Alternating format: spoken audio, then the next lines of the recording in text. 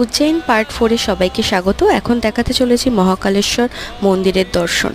এখন আমরা মন্দিরের একদম ভেতরে আছি। এখান দিয়ে বেশ কিছুটা হাঁটতে হবে। যেমন দেখতে পাচ্ছেন এইদিকে রেলিং আছে, এই রেলিং বরাবর কন্টিনিউ হেঁটে যেতে হবে। তারপরে এরকম একটা ঘরের মধ্যে গিয়ে আপনাকে কিছুক্ষণ দাঁড়াতে হতে পারে, যতক্ষণ ভোর 6:30টার জন্য মন্দির খুলে না ঢুকতে দেয়। তো এখানে কিন্তু কন্টিনিউ আপনি লাইভ স্ক্রিনের মাধ্যমে মহাকাল দর্শন করতে পারবেন। আমরা এটা যাচ্ছি সাধারণ দর্শনে, যেটাই কিন্তু কোনো রকম চার্জ লাগে না, 1-1.5 ঘন্টার মধ্যেই দর্শন হয়ে যায়। এটা হচ্ছে মন্দিরের মূল গর্ভগৃহ। বিভিন্ন সময় বিভিন্ন রূপে মহাকালকে কিন্তু শৃঙ্গার করা হয়। এটা হচ্ছে মন্দিরের বাইরের জায়গাটা। আস্তে আস্তে ভোর হয়ে উঠেছে, এর জন্য কিছুটা আলো দেখা যাচ্ছে। মহাকাল কিভাবে দর্শন করবেন, কিভাবে ভরসা আরতি দেখবেন, কোন সময় এলে সব থেকে ভালো দর্শন হবে, সব কিছু কিন্তু আমি আমার বড় ভিডিওতে এই চ্যানেলে দিয়ে দিয়েছি।